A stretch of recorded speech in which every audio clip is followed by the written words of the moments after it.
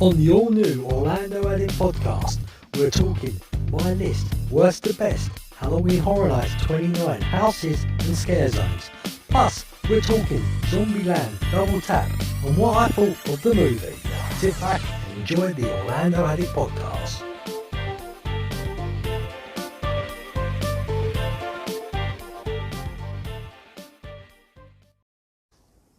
Hi all, Baldphill here, the return of the Orlando Addict podcast. We've changed it a bit from now. It used to be every 2 weeks, but I've decided now to make it once a month. That's because I have other things to do, like Baldphill Rant Football on YouTube also, where we go into football talk. I rant about the Premier League and other stuff in football, plus do predictions against other people to see how good we are predicting Premier League scores. So also check them videos out.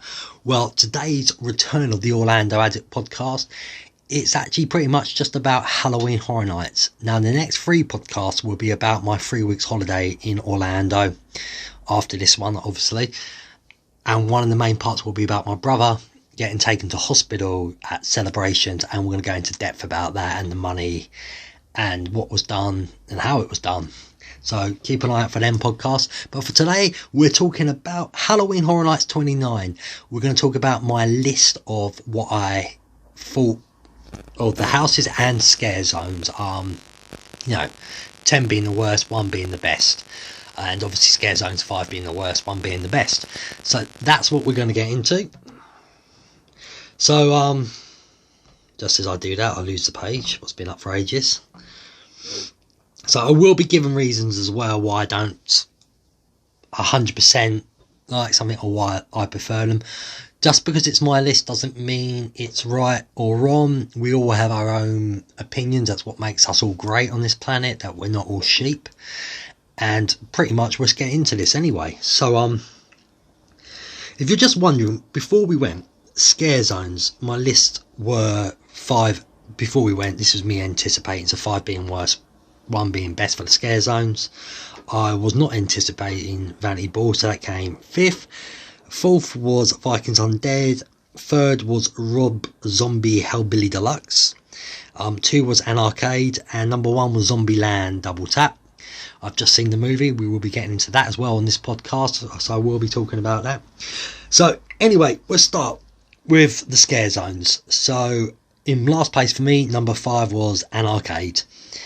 It was just meh for me. The LED lights were fun. The tall woman on the stilt, she was fantastic. And the lady or man, could have been either, you couldn't tell, in the mask and dress. Short person in the white with the LED lights on was amazing looking. But it's such a small scare zone. You're literally in and out in a matter of seconds before you know it. You can get some cool photos there, but it's just not big enough. I know it's beginning of the park. I'm not sure why they don't go a bit further in the park area and make it a bit longer, but they never have, as far as I know, since I've been going. So yeah, unfortunately An Arcade has come 5th for me. You can get some good photos there, but it's hard because the daytime it doesn't look very nice. It just looks there. The arcades didn't really play any games, just a very small loop video saying Halloween Horror Nights 29. It would have been better if they had like a video like games trying to get out the screen, smashing the screen, hitting the screen and all that, and then you see the characters running around.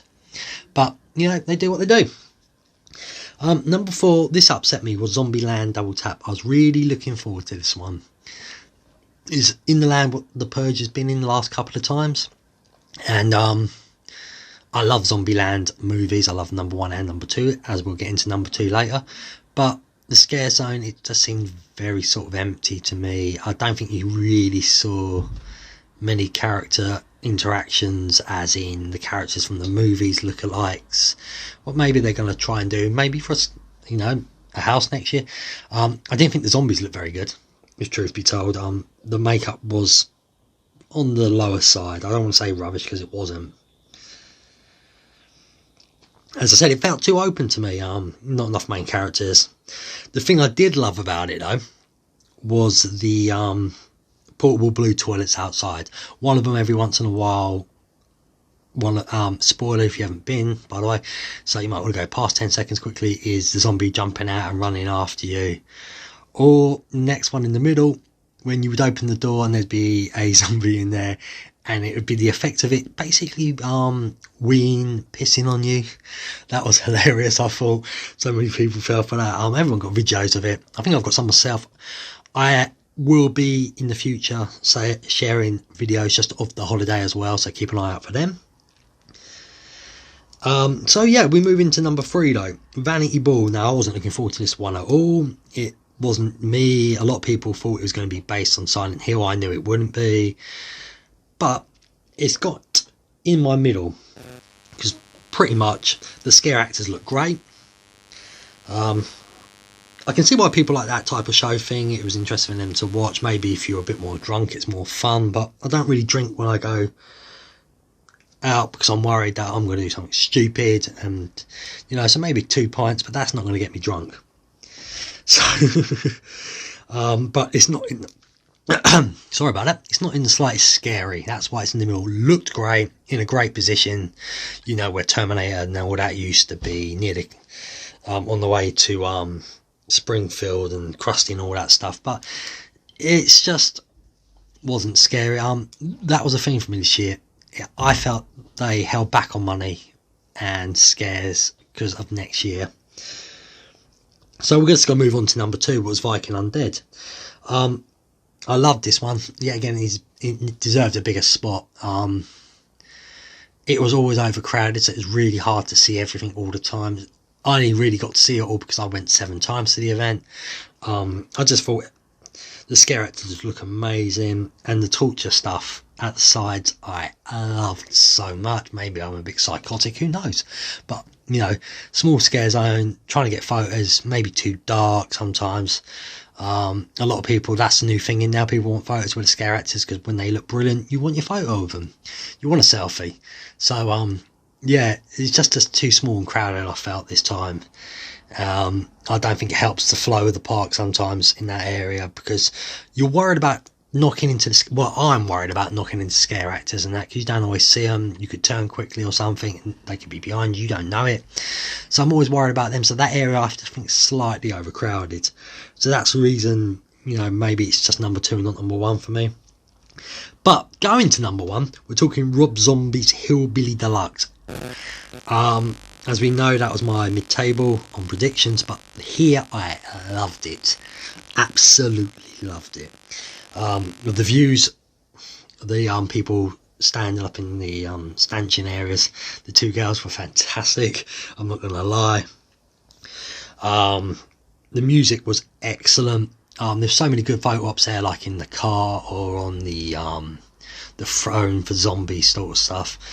More stuff was coming out, more. I can imagine a lot more came out in October as well. I just loved the vibe of it. It felt like a party area. It had everything you wanted. This was the area I thought personally, if you wanted to drink and have fun, was the area to be in. So yeah, so Rob Zombie Hillbilly Deluxe became number 1. So we're just going to go down that list again. It's 5, An Arcade. It was in number 4, Zombieland. Number 3, Vanity Ball. Number 2, Vikings Undead, and number 1, Rob Zombie Hillbilly Deluxe. Now we're getting into the houses. Now before the event, obviously 10 being worst, 1 being the best, this is how I went. This is what I was anticipating and looking forward to. So number 10 was Us, number 9 was Nightingale's Blood Pit, number 8 was Depths of Fear, number 7 was Yeti Terror of Yukon, number 6 House of a Thousand Corpses, number 5 Killer Clowns from Outer Space. Quick side note, that was my favourite scare zone last year, Killer Clowns from Outer Space. Number 4 was Stranger Things, number 3 was Graveyard Games, number 2 was Universal Monsters, and number 1 was Ghostbusters. Just to let you know, there is an older video explaining what I was looking forward to and why, so if you go back to that one, you will see it on YouTube. If you're wondering what YouTube is, it's Baldphill, it's Baldphill. And that's my YouTube page where my football's on and some of these, and from today this as well, if you don't want to just listen to it, because I'll be having videos and pictures going on behind me and stuff like that to make it a bit more exciting in the future. So keep an eye out for Baldphill, Baldphill. That's my YouTube page, and as I said, it will explain why my list was anticipated. So as I said, 10 Us, 9 Nightingales, 8 Depths of Fear, 7 Yeti, 6 House of a Thousand Corpses, 5 Killer Clowns, 4 Stranger Things, 3 Graveyard Games, 2 Universal Monsters, and 1 Ghostbusters. Well, after being the event 7 times and loving it, by the way, number 10 for me was Depths of Fear. Scare actors looked cheap and they smelt like a cheap Doctor Who plastic costume. Not scary at all to me.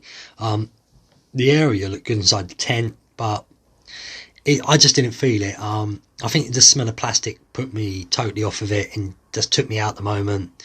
I might have enjoyed it more. It looked like Doctor Who from 1980 sorts suits. So yeah, I was easily taken out of it, unfortunately.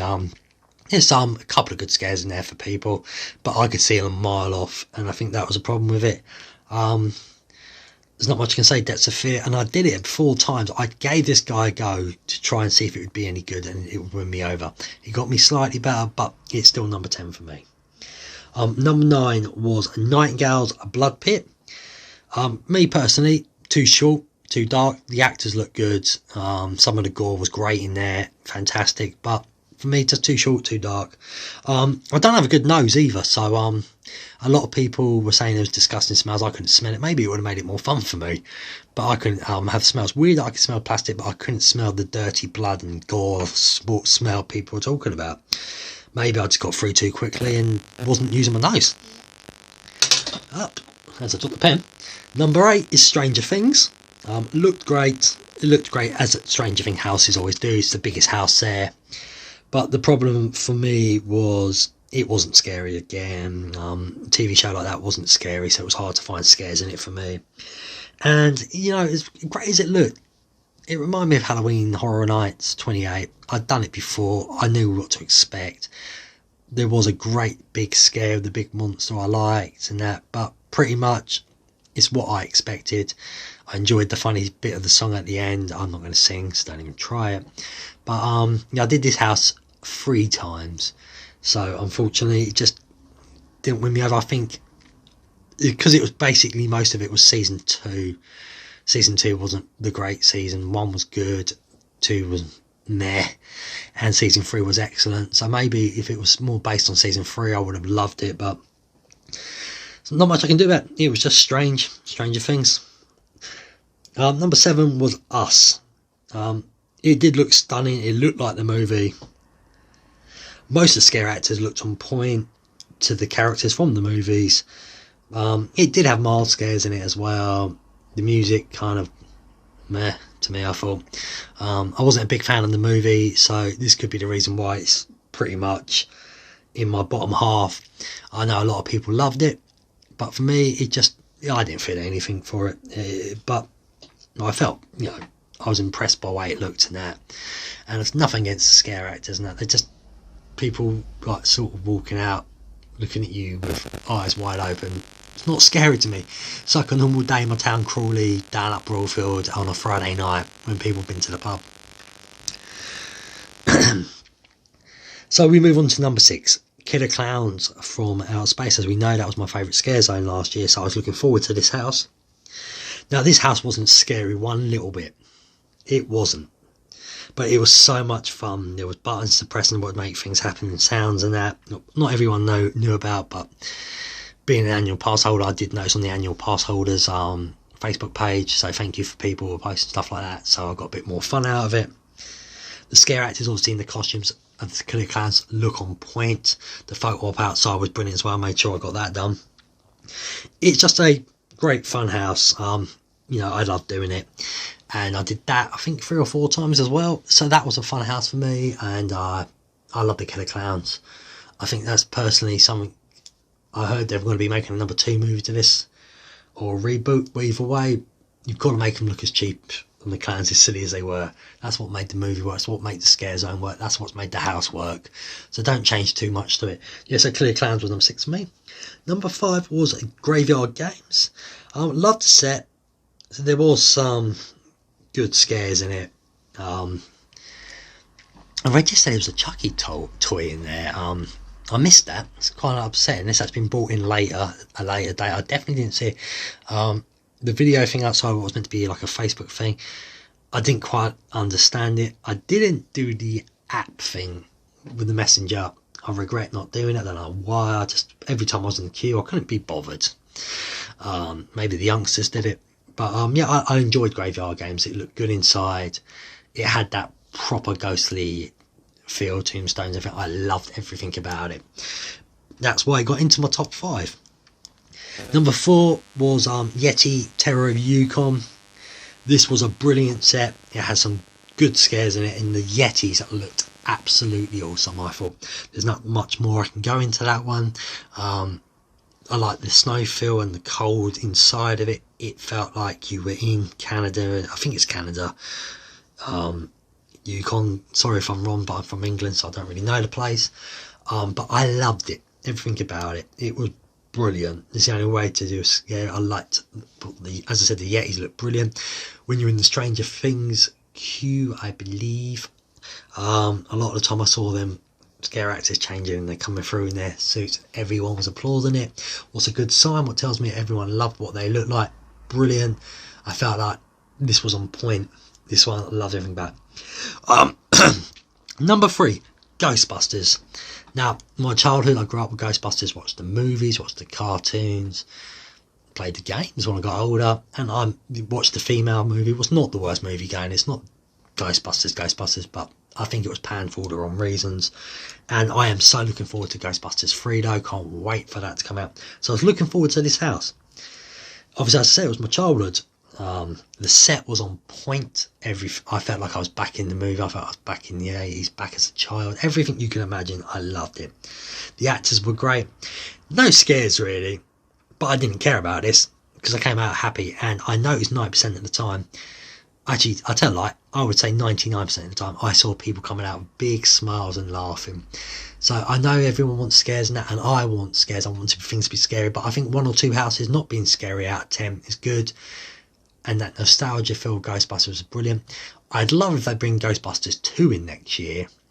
I'm not sure if it will happen, but I'd love it. I enjoyed everything about it. Everything on point. The actors were brilliant. Just, over the moon. I'm smiling now as we talk about it, bringing back memories to me. So between number 2 and number 1 now, we are talking flip them up every time, but I'm going to stick to what I've got now. I love these two so much. So number 2, as my voice goes again, sorry everyone, number 2 is House of a Thousand Corpses. The set was amazing. Scare actors were brilliant. Could do this house so many times. I absolutely loved this house. I haven't even seen the movie yet. It makes me still want to watch the movie. I want to watch it over Halloween for some reason. No, it's for held back. But what I saw, I was amazed by it. The queuing system, I enjoyed. It just, even though it seemed, you could tell it was long, but the way it was twist and turn so quick early on, you just got through really quickly and got into the house. I loved it. As I said, scare actors were better. There was proper gruesome scenes in it with fun scenes as well. The set look on point again.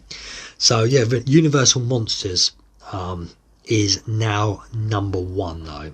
But House of a Thousand Corpses, so close, so bloody close.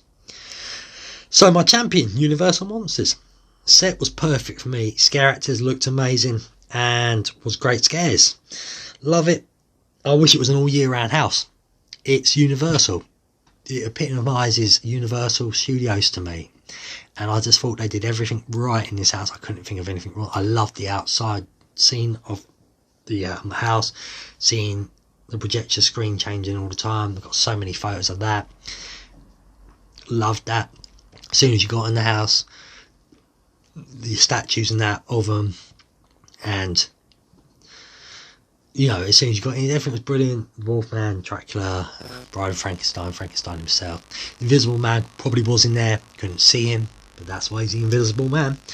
Yeah, so Universal Monsters was by far my champion of this. So as I said, if we go through it properly again, Depths of Fear was 10, Nightingales was 9, Stranger Things was 8.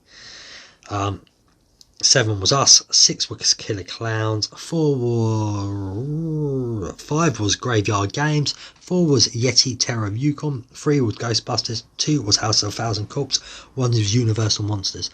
I would say this was not as good as last year's Houses and Scare Zones, but I have this thing, because it was Halloween Horror Nights 29, I said to quite a lot of people in my group, I felt like they may be holding back money and stuff for Halloween Horror Nights 30 next year. It's a big one. I felt like they want to make that one special, so pull back a little bit this year. I thought they were doing on purpose to make everyone blown away next year. This one wasn't very scary at all for me. As I said, I preferred the year before, but I still enjoyed myself. And well, I must have. I went 7 times. I had a Rush of Fear pass. Obviously got it cheaper with my annual pass, so really enjoyed it. Didn't do what they called the music lot, the dance group. It's gone off the top of my head now. I've forgot their name. I'm sorry, people. It's just gone from me. I mean, I should know it. I talk about it all the time to people why I don't like it. So it's very strange. I did do the Movies Marathon Mayhem show on the lake 3 times. I loved that. Yeah, again, I've got a video up on that on my page. If you look it up on YouTube, it's there. I hope you enjoy it. I thought it was a brilliant lake show, and I'm really hoping they bring that back next year. I'm trying to store it because I'm trying to remember the dance group, but it's just gone. It's gone. It's left me all confuddled and lost. Unfortunately, I didn't do it.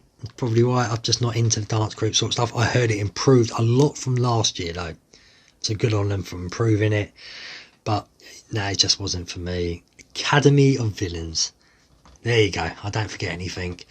Saw the poll as well at the end, and they were asking people about Bill and Ted and that. I've seen it online as well, but it's very interesting. They're asking people about Bill and Ted. Are they planning to bring it back for 30? Could they even afford it with a new movie coming out? Maybe a Bill and Ted house, but it wouldn't exactly be scary. But then again, neither was Ghostbusters or Killer Clowns. So you look into that. I think the Academy of Villains would be better off on a little stage away from there.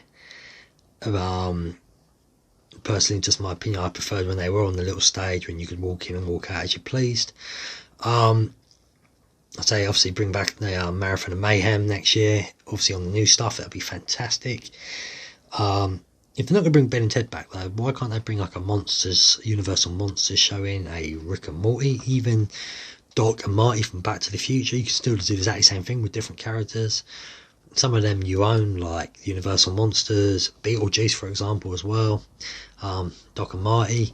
So why are you not looking into that and bringing that type of show back? Well, clearly the Americans enjoyed. I found the humour not as funny as they did. Quite frankly, I think we're more dirty-minded in England, so their humour was more like potty humour to me, but I can get why people liked it.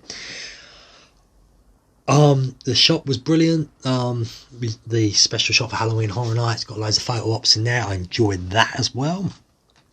Obviously did some of the rides at night. It's always different and fun at night time to ride the rides, especially Rip Rocket. But as I said, not being biased, but this year's event, as I said, I felt they were holding back. I'd give it out of 10. I'd give it a 7 out of 10 this year, as I think next year will be miles better, and just felt something was missing this year.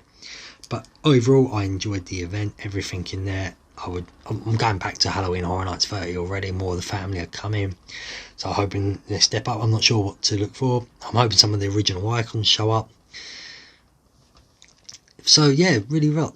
I enjoyed Halloween Horror Nights. Got the t-shirts and that. I was going to wear it today, but with the green screen and Slimer, the background behind me, I'll make it look a different colour, and my top will look see-through, so there was no point wearing it. Got this year at Universal. I think it's been a fantastic acquisition for me. I can't believe how good these are.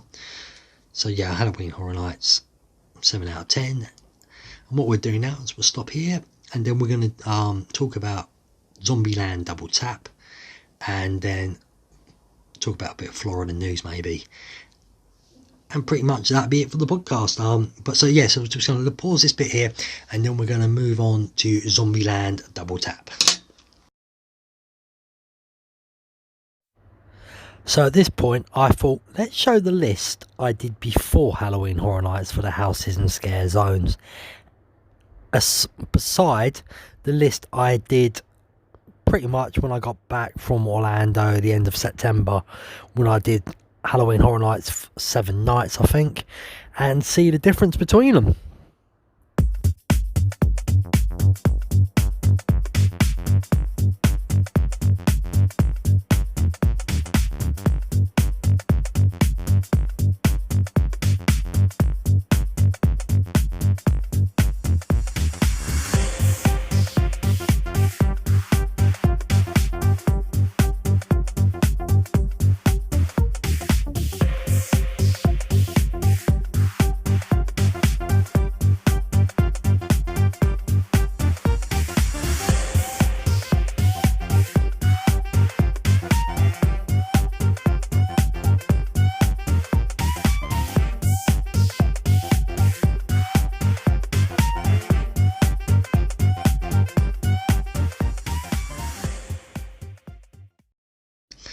Welcome back.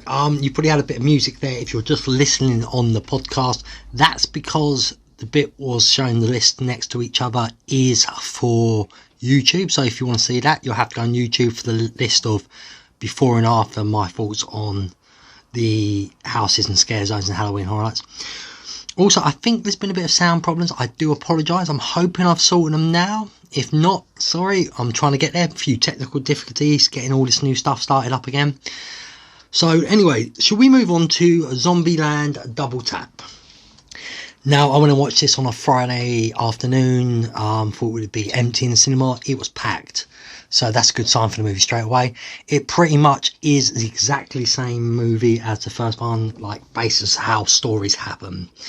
You know, not the same movie, but, you know, the same sort of comedy and killing and all that stuff.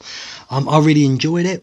It was easy on the mind. It's not a thinking movie. It's just a movie. Sit back and laugh and enjoy it, and, you know, waste an hour and 40 minutes of your life while sitting in the side of cinema or even watching at home, wherever you choose to watch it.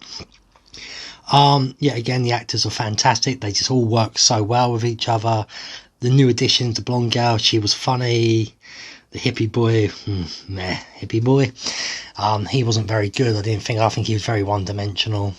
And Tallahassee's new lady friend, she was good as well, and I hope she would be in number 3. I hope the blonde shows up in number 3 as well. Pretty much it's set as, you know, they've moved to the White House while they're chilling. The youngest girl has got all her own sexual needs, and she's basically done a bunk for it from all of them. With the hippie, the sister's not happy with that after the sister doing the bunk from them. I'm not trying to tell you everything, obviously, because I want you to go and see it. They go obviously chasing her down, and the blonde girl, well, you'll see what happens there, and you'll see why the sisters don't get on with her at first. It's quite hilarious, but the blonde girl is a dipsy blonde who just makes me laugh my head off. The zombies have mutated and got, you know, like stronger, like ninja zombies, and I believe like they're called Terminator zombies. And you got the Homer, the real stupid zombie, you know, pretty much like Homer Simpson. The movie goes on quite well. I think it starts off slightly slow, but gets better and better as it goes on. I really enjoyed this movie. I hope they do make a number 3 and don't take so long. Give it 3 years at least. You know, start filming, not next year, but the year after. I would give the movie a solid 8 out of 10. So yeah, Zombieland Double Tap, perfect movie to go and see if you just want to have a laugh and sit back and, you know, enjoy life and just chuckle at other things. Is Bill Murray in it? Spoilers. If you're on the podcast on a podcast app, you won't know. But if you're on the YouTube, you would have seen what I've done with my head there. So you will know if he's in it or not. Just to let you know, though, the movie does have a in the credits at the end. There is a mid-credit scene. It's quite early on, and then there's one right at the end of the credits. So they've done a bit of Marvel there. Yeah, but as I said, 8 out of 10, Zombieland Double Tap. I really enjoyed it. As I said, I hope the sound's now sorted itself out here. A bit of flora news. Disney opened the Skyline. It opened, I believe, a day after I left in September, and it broke down a week after I left. That's not good for Disney, I don't think. All the money they spent on it and time they took it to open. The problem was it took 3 hours to get a lot of people off of it. This is miles too long, and I hope they've rethought it since then. Things, because things will break down, brand new or old. This Skyline at some point in the future will break down again. So I hope they've got a better plan next time for it, if it breaks down. So while we're talking about things breaking down, let's get to Universal. So I'm not biased.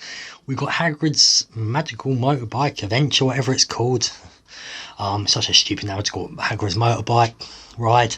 And this has not run properly from start to finish of a day since it's been open, as far as I can tell. They've had bumblebee problems when they've had bees near the tracks. That's closed it for a couple of days while I was out there. I've got on it. But yeah, it never seems to run properly, so I don't know how it was built, if it was built poorly, or, they opened it too fast, and, they didn't do a long enough soft opening to get all the kinks out. Either way, they need to get this sorted. This ride's been open now long enough. They need to have it running perfectly now, in my opinion, because it's a fantastic ride. It's got thrills, roller coaster thrills. It's got tricks and flicks. It's got great scenery around it, good story towards it. The motorbikes bit's fun. The line the queue, that's fun as well. It's all well done. It's just that they can't seem to keep it open. But the ride itself, I'd give it an 8 out of 10. Now, a lot of people think it's the best ride in the park. Me, personally, I don't. I think it's good. Don't get me wrong, it's definitely up there as one of the best, but I'm an old school roller coaster. I don't need all the tricks and that. So Hulk's always going to be my favourite for now. I'm hoping the new Jurassic Park, Jurassic World, whatever it's going to be, ride is going to be a very good roller coaster. Universal Island Adventures has needed a lot of updating. I still think Marvel should go. I'm not sure what you would put there. You could keep all the rides and that. You can change the story to Spider-Man. I've always said DC, but I'm not sure what the contracts would be with that. But, there's plenty of ways, but it just looks dated. The cartoon area needs to go totally. It's rubbish. I'd rather them rip it out. I know Kong's in between, but who says we can't pretend Kong's in the same world as Jurassic World? Jurassic Park, and just build all that and make it a bigger area for Jurassic. So that's pretty much the news, as we said. There isn't really much news because I haven't really been keeping up on the news in Orlando lately, with getting back to work and everything. I will try and add a bit more news on the next podcast. So that's pretty much it for this one. As I said, from now on it's going to be monthly, so once a month, the Orlando Addict podcast. The next 3 though will be about my holidays in Orlando, so it'll be a week by week, because I went for 3 weeks, talking about the parts I did, and because I did everything, almost all the theme parks, definitely, even went to Clearwater Beach. Also, as I said, we're going to be talking about my brother who had to go to hospital and stay in overnight and have loads of tests at Celebrations. Going to go in that in depth on why you should have insurance, because it's proven you do need it, how expensive it is. And that's pretty much it for me for this time. As I said, I'm in a lot because I haven't done this for a long time. I've had about 5 weeks off and need to get back into the swing of things. But thank you very much for watching or listening to this episode of the Orlando Addict podcast. As I've said, you can follow me on Instagram, the Orlando Addict. You'll see all my photos from the holiday. You can also do it on Facebook on the Orlando Addict. On Twitter at Addict Orlando.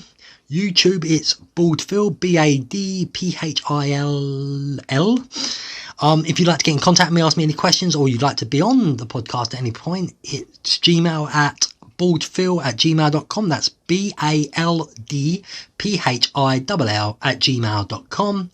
Pretty much, thanks for watching. I'm hoping you've enjoyed this. As I said, comment, like, subscribe, tell people about it. And as I said, if you want to be on, get in contact with me, comment on here, on YouTube, Facebook page, anything like that, or even Gmail me. Just thank you for watching this one, and see you next month. Baldphill out.